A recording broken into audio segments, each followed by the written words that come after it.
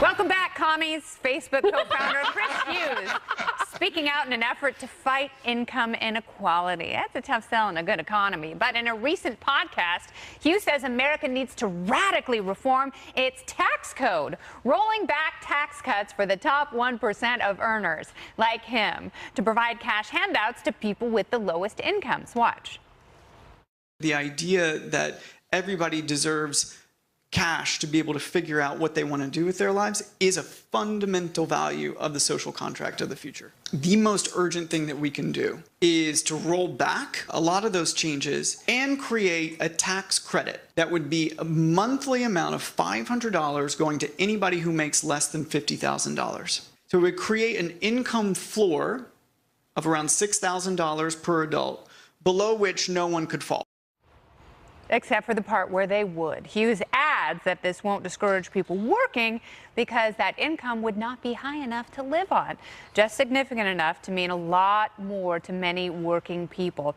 The contract, Jessica, does not require this implementation of basic income by the government. That is not implicit in the social contract.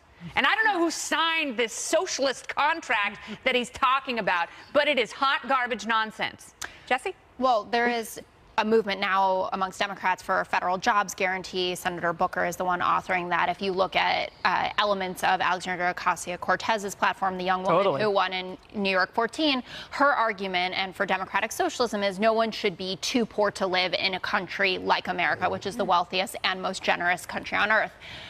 I don't think that that works out, but that type of thinking is something that exists on both sides. And you remember President Trump also campaigning on income inequality and saying that those at the bottom are not getting enough.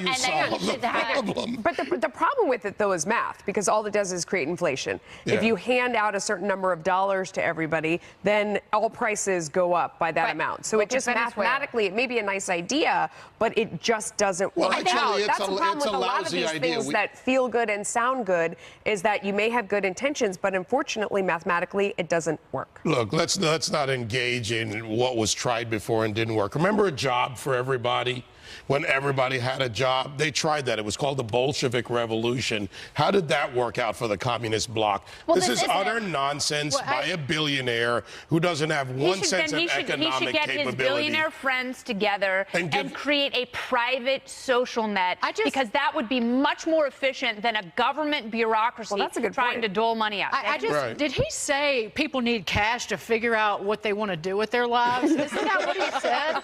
It's called getting a job. And getting a bunch of roommates and sleeping on the floor, which is what I did when I got out of college with my art history degree. But I worked for minimum wage several times. I mean, you learn a lot from those jobs. When you're working like why you're working hard to get a better job. But to Kennedy's point, I've always wondered about this, especially with the number of billionaires who have now taken the giving pledge. Like, I was watching the Warren Buffett documentary, which I would recommend everyone take a look at. And, you know, if he and Bill Gates and a few others got together and dedicated their funds give away their to money. that, Yeah. well, they are giving away their money. They're a bunch of hypocrites. They give away their money. More outnumbered in just a moment. Stay right here.